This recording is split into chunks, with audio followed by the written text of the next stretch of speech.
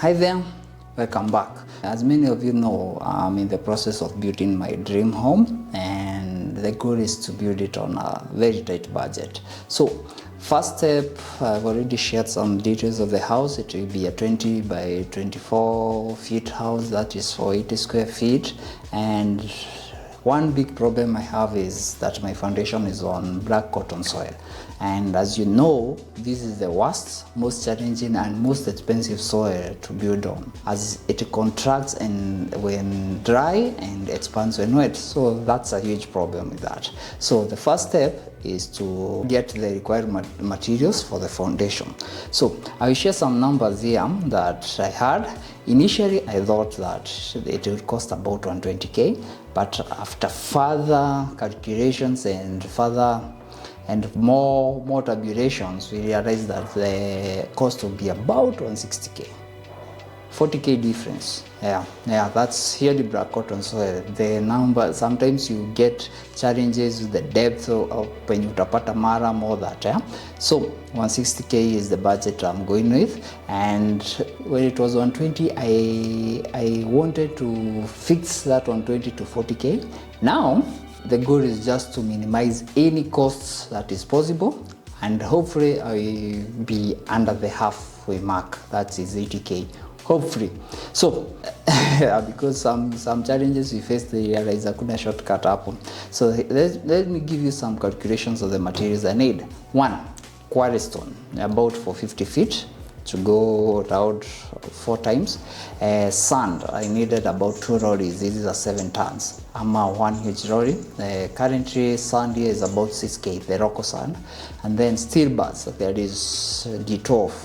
Yeah, hapa ndo shida ilikujia sasa. D12 I needed about 7 pieces and D8 about 5 pieces. So with that, hizo peke yake zinaingia about 13k extra. And then when you need deformed bars, hizo steel bars, you need binding wire. That's roughly about, one roll is roughly about 3,500 Kenya shillings currently. And then there is cement. I had miscalculated on the part of cement because of the on the foundation you have to lay, lazima ufanye kakoroga kidogo, hizo chuma lazima ukoroge, and then pale sasa juu the top, the floor slab lazima ukoroge about 20 bags. And then I needed about 2 lorries of ballast, about 14k, quarry dust about 2 lorries, 8,000, and hii lorry ya kawaida about 8,000, and hardcore about 10k. Those were and then there was labor. I had miscalculated labor. It will come out about 10 days, total 10 days. It will party at 24k. And then on top floor, there is need of BLC. Or in my case, I'm going for the cheap option, mesh wire.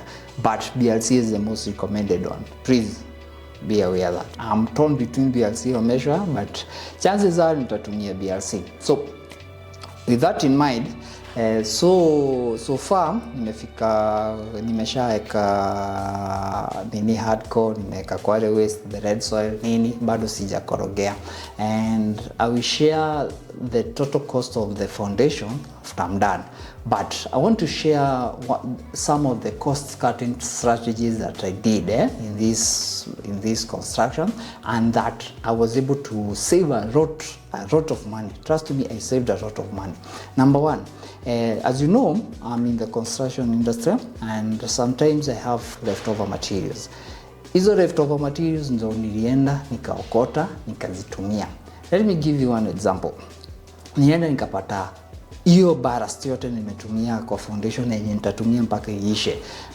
The ballast that I used in the foundation, laying the steel bars, and the one that I use on upper juu, on top on the floor slab, all of that, there was some ballast that had remained in a previous site that I went and used it, almost 2 lorries. And then there was timber and these poles. When you are marking sidings and those small savings are very critical. there were poles that I had on a previous site. I had some hardcores in also that site. Almost one rolly, I used that. So guys, another thing that I used was the binding wire. Instead of buying a binding wire, I used one that I had made in the previous site, and luckily it was enough in this site. So with that alone, I saved over 25k. Trust me, I was able to save over 25k in that alone. And next, I was able to seek leftover materials from other sites, either from friends. You can go to, there are so many sites, like I give you an example.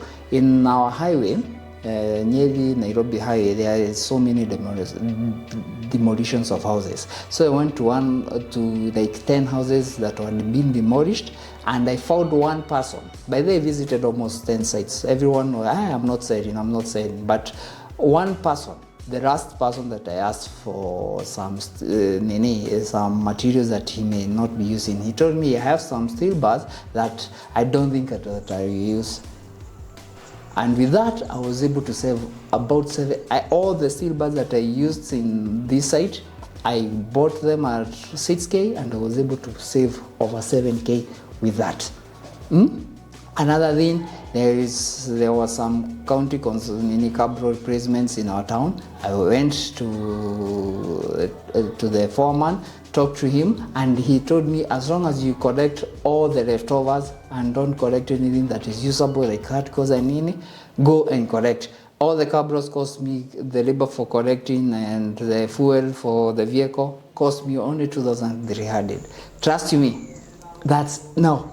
You can seek leftover materials. Also, you can ask your friends and neighbors. Si lazima uende kwa side zingine. Ask your friends and neighbors who have had building projects. Majority of people will say no. But trust you me, when you seek, you shall find. So chances are, utapata someone who will give you that. So always look for cheaper alternatives. Sand. Let me give you what I did with sand. So there is a video I did that I was telling people you can build without sand. You can build with quarry dust. But now at my town there is the embedded sand, which is quite expensive, and compared to dust, it's almost similar in qualities, but the pricing is quite cheaper for dust. And then there is another alternative, the normal sand that you get in Sagana, the local sand. And trust me, it's also of good quality, but not as better quality as the others. And because there is no huge transport cost to bring them here, and there is no county cost, so many county costs to come to Sagana, one lorry I was able to get at 5,700. This is inclusive of my bargaining power. So another thing you can do, bargain and reduce on transport. So there are three things that I've said. Look for cheaper alternatives, reduce on the transport and other costs that are related with these materials, because transport is one of the most expensive part, and use your bargaining power. And the best way to bargain now is when you're buying in bulk. So always buying in bulk. I give you an example. Quarry waste, I was able to get one lorry at 8k. Why? Because I went to the biggest I found a site where they were selling some quarry waste, and I was able to bargain up to 8,000, from 10,000 to 8,000, because I was buying in bulk. So when you buy, if you have the possibility to buy in bulk, bargain. You see, you have the bargaining power. So those are the things that I've used to maneuver around. Hope you find this video educative and helpful to you. And there you have it. I will be exploring more options, by the way, especially for the friends part.